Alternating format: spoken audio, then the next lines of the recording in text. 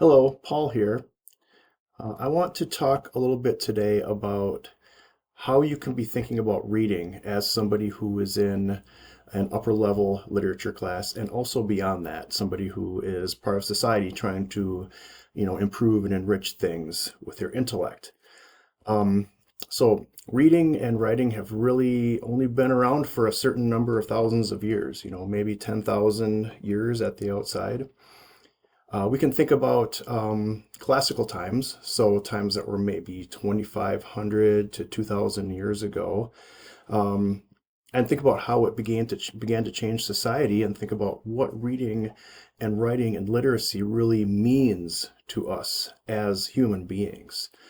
Um, in classical times, Plato, for one, really downgraded reading and writing. He thought that literacy was a crutch that was damaging our minds.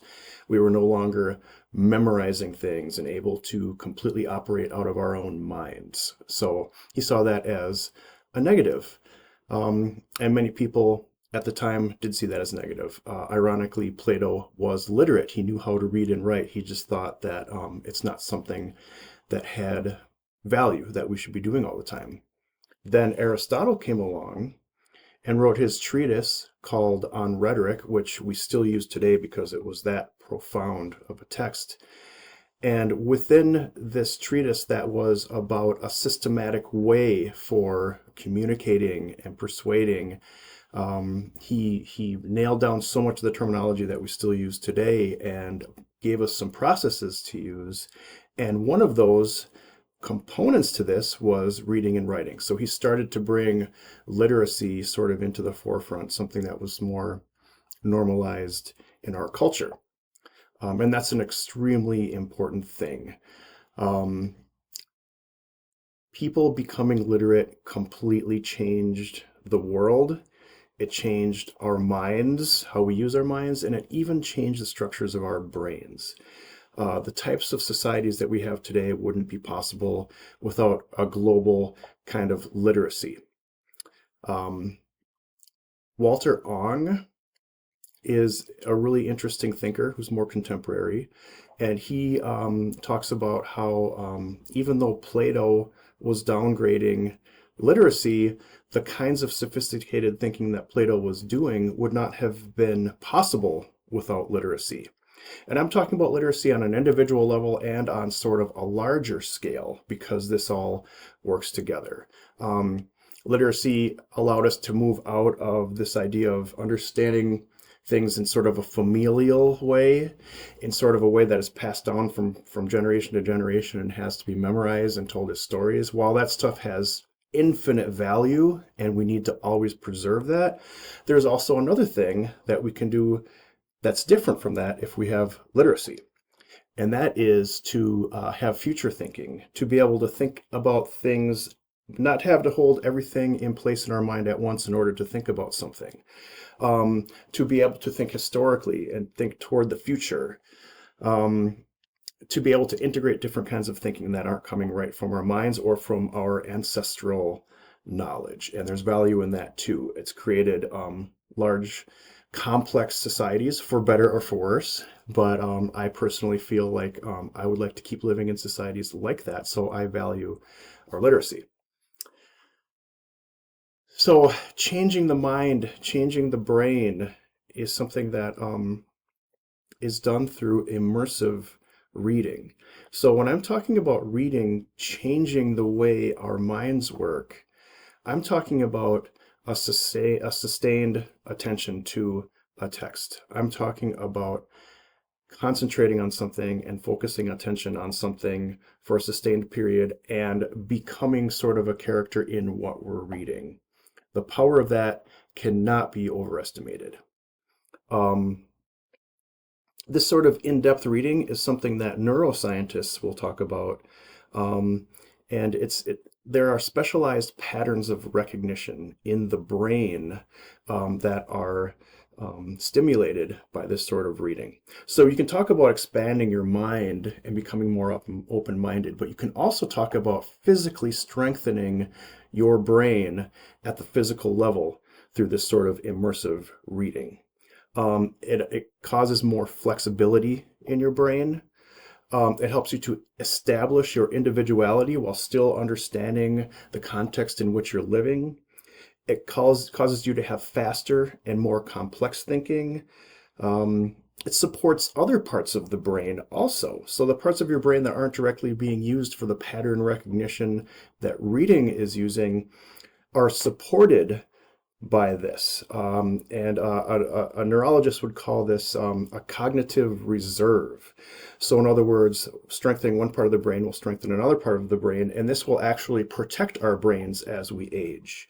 Not only will it protect our brains as we age, but it will strengthen our long-term learning and it will strengthen our learning abilities universally. So, sustained reading of a fiction novel is going to improve your learning in that chemistry class. It's going to improve your ability to do all sorts of different public processes if you are working with the publics. It's going to improve your ability to learn how to work on a car. All of these things are improved by the sustained attention to, say, a fiction novel that completely alters the chemistry and the neurons and the functioning of your brain. When you enter into sustained reading like this, so especially the sorts of literature that we talk about in the higher end literature classes, you get a simulated experience. So not only are you extracting information from the book, but you're gaining something that is akin to real experience. The areas of your brain that cause real emotions will be stimulated. The areas of your brain, if you're reading about something that is action-filled or has action in it, your motor activity areas of the brain will also be stimulated in a real way.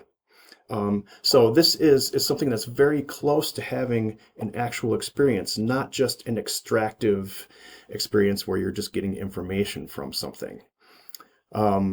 So this powerful perspective building is something also that is resulting where when you read something and are immersed in it and your brain is engaged with it in a real way, the perspectives you're getting from that book are going to be more powerful, more real, and give you more insight than simply having something told to you or watching a movie or something like that. So the power of this sustained reading is real, and it has real life implications for your own agency, for your ability to strengthen your position in the world, and for your ability to understand what's happening in the world. Mental wellness also hinges upon this. Think about having a mind that is strong, a mind that has different parts of the brain that are reinforcing each other, having the ability to understand what's happening to you, and having the ability to change things that you wouldn't necessarily have the ability to change if you didn't have all these different bits and pieces of knowledge. That is a powerful aspect of mental wellness, and I know everybody is concerned about mental wellness these days. All of this depends on your sustained attention to be able to actually sit down for a period of time and do this reading on a regular basis. All of it depends on this. All of these benefits for yourself and for society will collapse if you aren't able to sustain your attention in that way. And we are living in a society that is damaging us. Social media, the internet, especially I would say now, artificial intelligence. They're all taking away our abilities to feel like we have control of not only our own actions and the world, but also our own thoughts. They're stealing away our abilities to think critically. They're making us think in slower and weaker ways. They're taking away our independence. They're taking away our creativity. It's making us unwell. It goes beyond just the technology. Our news cycle, the expectations of society to be anti-intellectual, the the erosion of our universities into something that people see as something that creates a product for us, that makes us ready for a job rather than strengthening us for anything that's to come. All of these things are making us unwell. So sustained reading is a tonic for this unwellness. Sustained reading is an important thing that we can do to take control of our lives and to be able to contribute to society in a real way. Um, I would say that reinforcing our national and global intelligentsia by having people coming through in the humanities reading literature in this way is one of the most important things we can be thinking about right now. And when you think about it that way, human wellness, human well-being, and human freedom are all at stake here. And it's nothing less than that.